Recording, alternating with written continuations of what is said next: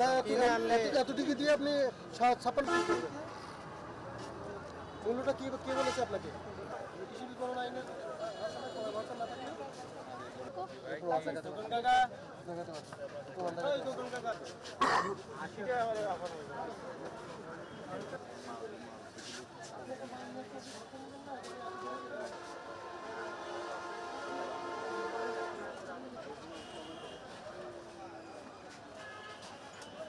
প্রতিষ্ঠান সংরক্ষণ না করলে 1 লক্ষ টাকা দুইবার করলে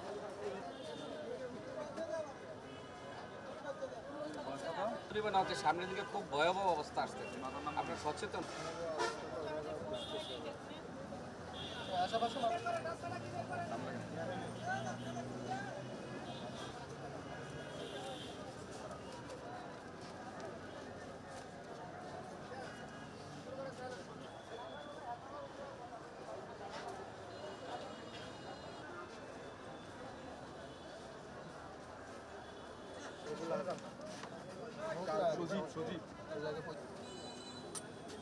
ভাউচার দেখাতে হবে।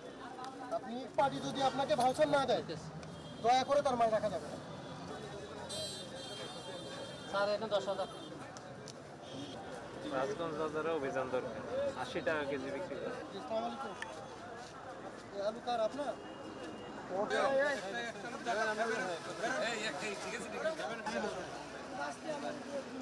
আলুটা দেখেন 45 করে দেবেন। চাপাই নাও। আমরা কিনছি, আপনার রেট দেয়নি।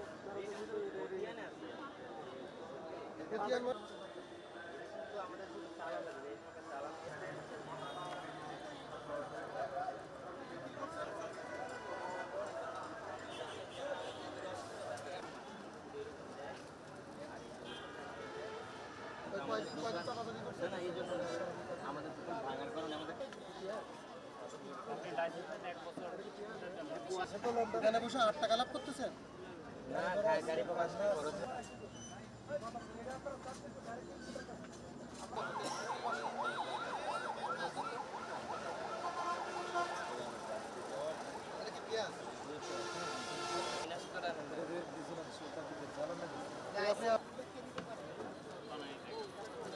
যেখান থেকে পাঠাবে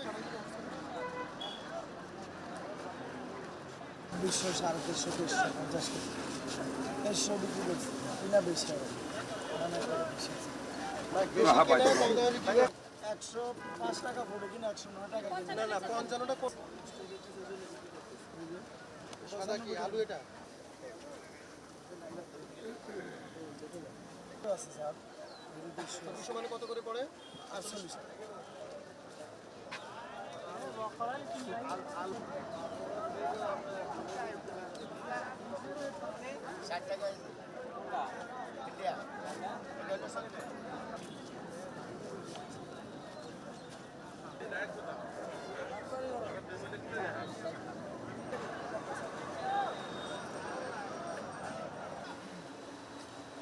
ট্রেড লাইসেন্স এর বাইরে আপনার লাইসেন্স আছে? আপনি ভাউচার দেখাতে পারেননি, স্বীকার করেন যে ভুল হয়েছে?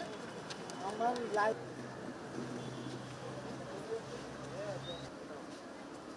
লাইসেন্স তো এটা আছে, এটা তো আমরা কৃষি বিপণন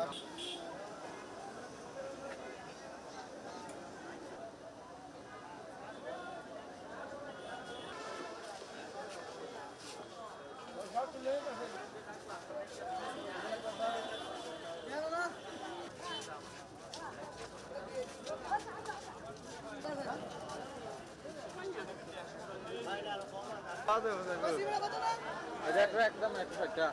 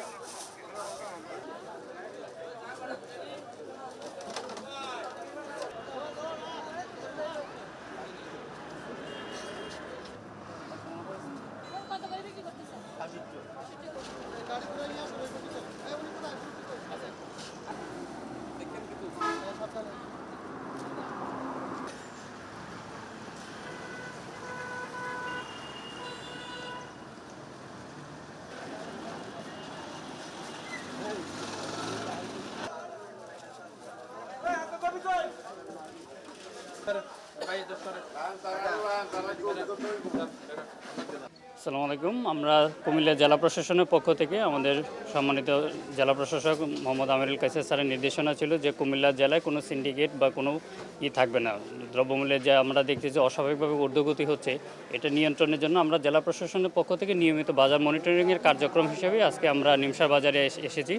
মেনলি আজকে আমরা এসেছি পাইকারি আলুর যে দর অস্বাভাবিকভাবে বৃদ্ধি পাচ্ছে, এটার আমরা খোঁজখবর নেওয়ার জন্য যে এটা আসলে বৃদ্ধির কারণ কি। আমরা কোল্ড স্টোরেজে অভিযান চালাচ্ছি, আমরা বিভিন্ন জায়গা থেকে যেখানে পাইকারি থেকে বাজার আসতেছে খুচরা পর্যায়ে বিক্রি হচ্ছে, যে পাইকারি আড়তগুলোতে আমরা দেখতে আসছি যে আসলে বাজারে যে আলুর মূল্য বৃদ্ধিটা কারণ কি। এই হিসেবে আমরা বিভিন্ন কয়েকটা দোকানে আড়ত দ্বারায় আমরা অভিযান করলাম। অভিযান করে যেটা আমরা অবস্থা দৃষ্টিতে পেলাম সেটা হলো এখানে তারা যে জায়গা থেকে আলুটা নিয়ে আসতেছে, নর্মালি কেউ যদি মুকাম থেকে নিয়ে আসতেছে সেক্ষেত্রে তারা মূল রসিদটা দেখাতে পারতেছে, কিন্তু যারা বন্দর থেকে আলুটা নিয়ে আসতেছে তারা কিন্তু আলুর অ্যাকচুয়াল তারা কত মূল্যতে আলুটা কিনে নিয়ে আসতেছে তার কোনো তারা লিখিত কোনো রসিদ কিন্তু দেখাতে পারতেছে না। তারা সবাই যেটা বলতেছে যে তাদের মৌখিকভাবে বাজারে রেট বলে দিচ্ছে, ফোনে ফোনে বাজারে রেট নিয়ে তারা কিন্তু এটাই করতেছে। তাহলে আমাদের এই ক্ষেত্রে যেটা হয় যেসব বন্দর এরিয়া আছে ওইগুলোতে আমাদের অভিযান পরিচালনা করা উচিত আমার মনে হয়, তাহলে হয়তো বাজারের কিছুটা নিয়ন্ত্রণ আসতে পারে। কারণ এখানে যারা বন্দর থেকে নিয়ে আসতেছে, পোর্ট থেকে যেসব বাইরে থেকে এলসির মাধ্যমে আলু আসতেছে, কেউই কিন্তু বাজারে কোনো মূল রসিদ দেখাতে পারেনি। সবাই যেটা দেখাচ্ছে এটা হলো মৌখিক নির্দেশনা, যে ফোনে ফোনে রেটই হয়ে আসতেছে। অনেকের হয়তো কয়েক হাত বদল হয়ে মালিকানা পরিবর্তন হয়ে এখানে আসছে, এই জন্য তাদের মানে অস্বাভাবিকভাবে তাদের এই মূল্য বৃদ্ধির কারণ এটাই হতে পারে, এবং তাদের বিরুদ্ধে কোনো আমরা অ্যাকশন নিলাম। মূল রসিদ দেখানো না কারণে কৃষি বিপণন আইন 2018 অনুযায়ী আমরা তাদেরকে অর্থদণ্ডে দণ্ডিত করলাম। আর তাছাড়াও কিছু পাইকারি আড়তদার আছে তাদের লাইসেন্স নবায়ন হয় নাই, সেটাও আমরা আমলে নিয়ে অভিযোগ গ্রহণ করেছি। আমাদের নিয়মিত বাজার মনিটরিং কার্যক্রম হিসেবে জেলা প্রশাসন কুমিল্লার পক্ষ থেকে এই কার্যক্রম চলমান থাকবে বলতে পারি। ধন্যবাদ। না, ধন্যবাদ। আসলে আপনারা দেখেছেন যে সকাল থেকে আমরা কাজ করছি এখানে। ডিসি স্যারের নির্দেশনায় আমরা এই বাজারে আজকে বিশেষ টাস্কফোর্স অভিযান চলছে, এবং এই টাস্কফোর্স অভিযানটি গত মাসের 10 তারিখ থেকেই মূলত অ্যাক্টিভ আছে এবং প্রতিদিন আমরা মনিটরিং করবার চেষ্টা করছি।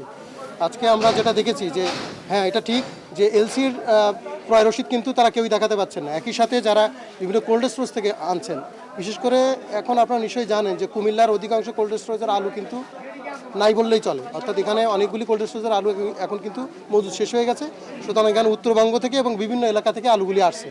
তো মোকাম থেকে যে আলুগুলি কেনা হচ্ছে, অর্থাৎ যেমন উত্তরবঙ্গের বিভিন্ন স্পট থেকে যখন আলুগুলি কেনা হচ্ছে সে রসিদ কিন্তু আমরা এখানে পাচ্ছি। আজকে আমরা সেগুলো পেয়েছি।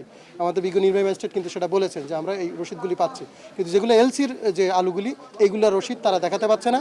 যেহেতু তারা দেখাতে পারছে না, অথবা কোল্ড স্টোর থেকে আনবার পরে রসিদ যারা দেখাতে পারছেন না, আলুটা যেখান থেকে আসুক আমরা রসিদ না পেলে তাকে আইনের আওতায় আনা হচ্ছে। ইতিমধ্যে আজকে 3টা প্রতিষ্ঠানকে জরিমানা হয়েছে, অনেকে সতর্ক করা হয়েছে, অনেকে লাইসেন্স ছিল না তাদেরকে নবায়ন করবার জন্য বলা হয়েছে, এবং আমাদের মনিটরিংটি অব্যাহত থাকবে।